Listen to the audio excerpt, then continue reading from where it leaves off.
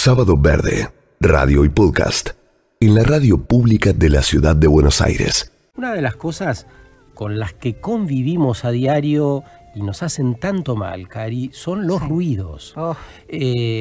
Bueno, la entrada y salida de los colegios, ahora que se ha renovado en las grandes ciudades, eso se ve con mucha claridad. Las motos y los autos, que está muy bien que haya personas que circulen en moto, eso contamina menos. También hay muchas personas que no pueden acceder y que les sirve para moverse rápidamente en la ciudad, a otros medios de transporte como el auto por ahí. Pero el ruido que provocan algunas de las motos, algunos de los autos, ese ruido que crece de forma exponencial, empieza a perjudicarnos. El camión de la basura, las discotecas, las bocinas. Bueno, hay un listado larguísimo que podríamos repasar, pero convidamos para eso y para que nos hable de cómo perjudica esto de modo cotidiano, exponernos de modo cotidiano a esto, a Andrea Fernández Ansaldi, que es licenciada en Fonoaudiología y es directora del Diplomado Internacional de Voz Integral para Latinoamérica. Además es docente de locución. Mira, bueno, tiene un libro que se llama Voces Reales y vive en Mendoza, está ahí, así que nos vamos para ese lado. ¿Cómo estás, Andrea? Muy buen día. Hola, buenos días. ¿Cómo están? Sí, acá al pie de la montaña. Ay, qué lindo. ¿Y cómo está el día ahí? Mira, amaneció muy frío, muy frío, pero en 3 horas más seguramente tenemos 27 grados. Claro, más o menos como con la proyección hacia arriba, como citaba Karina recién, y qué belleza esos 27 grados ahí en el sitio que describís, al pie de la montaña. La idea hoy era hablar del ruido en las ciudades, por supuesto, que también eso nos lleva a pensar en el modo en que vivimos, Andrea, ¿no? Porque vos estás ahí y decís, pucha, yo que conozco, dirás, qué privilegio estar en un lugar rodeada de otros ruidos. Sí, pero acá en Mendoza, antes siempre Mendoza fue una provincia muy tranquila referida a los ruidos, pero ahora te digo que es como estar en Buenos Aires, porque ha aumentado mucho el parque automotriz.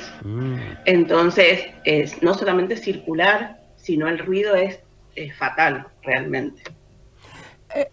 Pareciera que el tema de los ruidos tiene que ver con nuestro modo de organización, Andrea.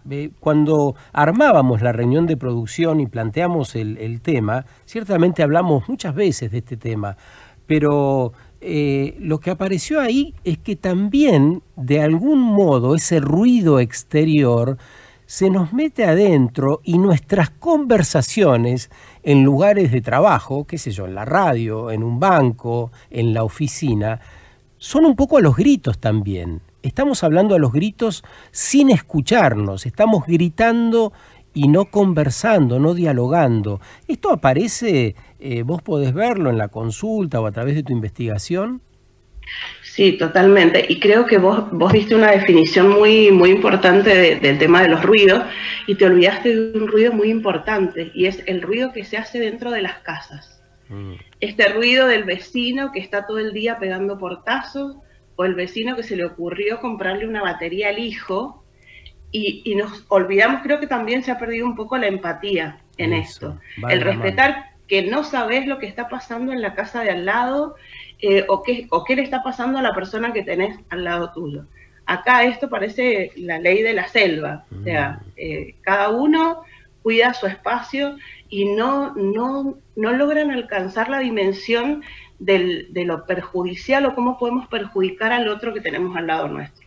Creo que el tema del ruido va muy relacionado en este tema con la empatía también. Es interesante lo que apuntás porque además vamos sumando, ¿no? El ruido en el edificio, las casas donde vivimos, producido por los vecinos, el ruido que generamos, el ruido que se provoca en las oficinas, entonces el diálogo es eso, es un ruido y no un diálogo, y todo ese ruido exterior que de algún modo nombrábamos antes, pero que todas las personas saben a qué nos referimos, especialmente si viven en las grandes ciudades. ¿Hay algún lugar en el mundo, algún programa, algún sistema que lleve a sociedades mejor organizadas frente a la producción de ruido? Mira, antes de contestarte esta pregunta, yo quiero dejar aclarado para todos que el ruido no solamente afecta al sistema auditivo, sino también afecta al sistema cardiovascular, la comunicación, que es lo que vos decís, que el ruido no nos permite comunicar. El ruido ambiente provoca disfonía, sobre todo en los docentes, genera estrés, genera en los niños alteración en el aprendizaje en el aula, trae trastornos de atención y de memoria. Así que imagínate todo lo que abarca, porque todo el mundo cree, bueno, el ruido me va a hacer mal al sistema auditivo, pero hace mal en forma integral.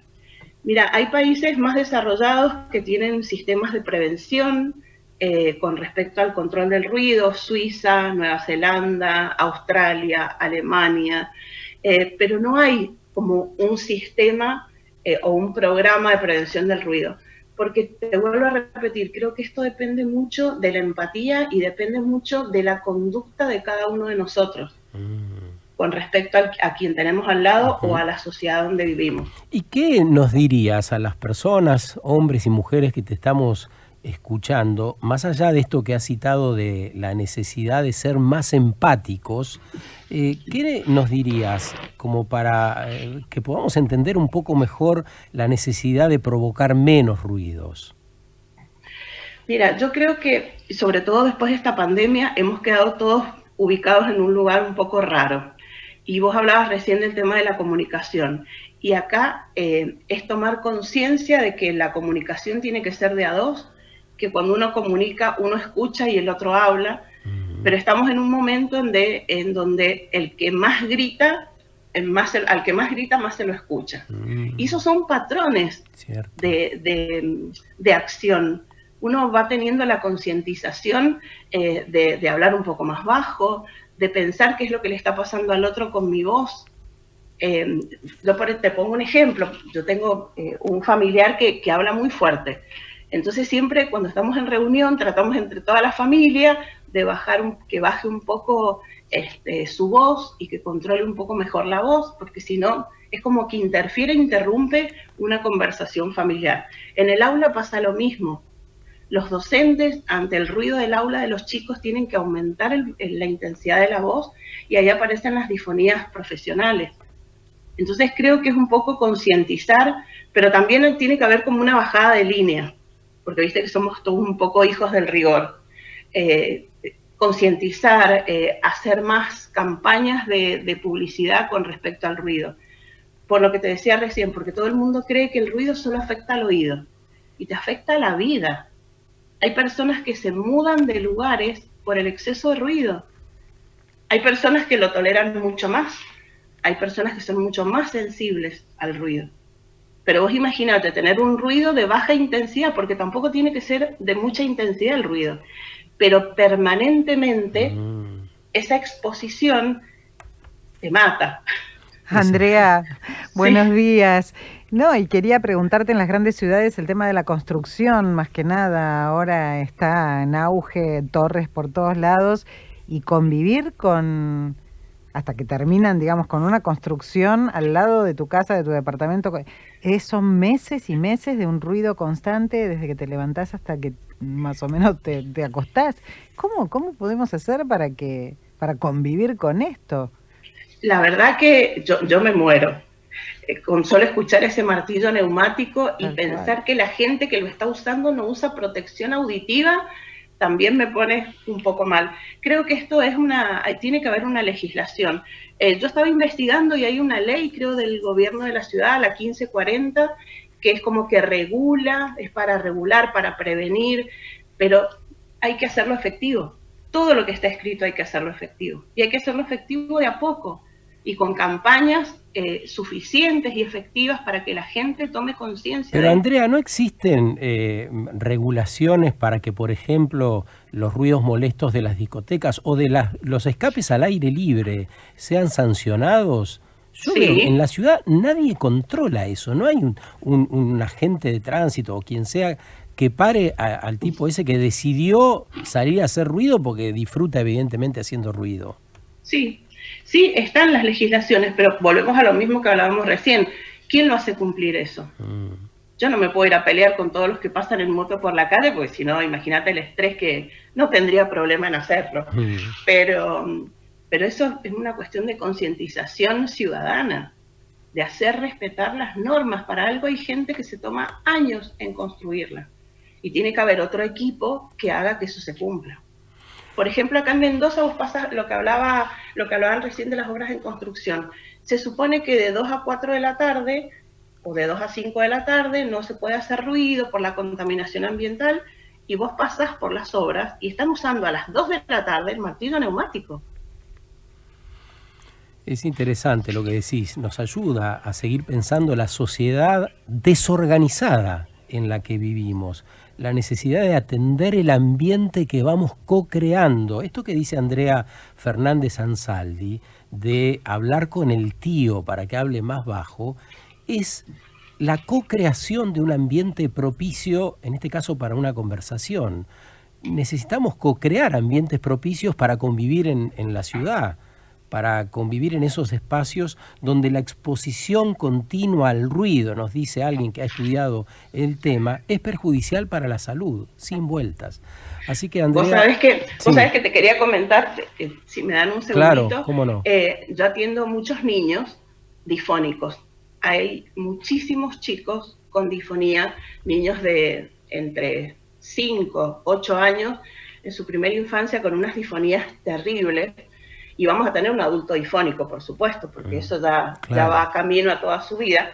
Entonces, cuando voy a evaluar un niño difónico y le escucho un poco el patrón de fonación o veo cómo se maneja, yo digo, mamá gritona, papá gritón, abuelo gritón, familia que hablan fuerte. Entonces, hace 2 años, antes de la pandemia, lo hicimos presencial y después lo hicimos online, armé un grupo de familias gritonas. Entonces estamos haciendo educación para que el niño difónico pueda curarse esa difonía. Estoy trabajando con el niño, también con las familias. Y vos no sabés qué buena recepción que tienen. Yo creo que es una cuestión de voluntad, de ponerse y de armar un buen programa de prevención y ayuda. Antes, las personas que vivían en el campo solían gritar, básicamente por las distancias, porque por ahí uno estaba carpiendo acá, el otro estaba dándole de comer a los chanchos, lo que sea, entonces se hablaba a los gritos. Pero no se quedaban difónicos. Está bien, pero digo, hablaban a los gritos y había una razón, que era la distancia, ¿no? Esas razones modernas pueden tener que ver con el modo de comunicación. Vos algo dijiste, pero me gustaría que tiene que ver con un modo de comunicación que se ve en la televisión, por ejemplo, que los programas de comunicación o de diálogo son justamente a los gritos. Totalmente, sobre todo los programas que tienen paneles. Eso. Dice que los panelistas, uno sobre la voz del otro, al final perdés el objetivo que querés comunicar, se pierde el sentido de la información.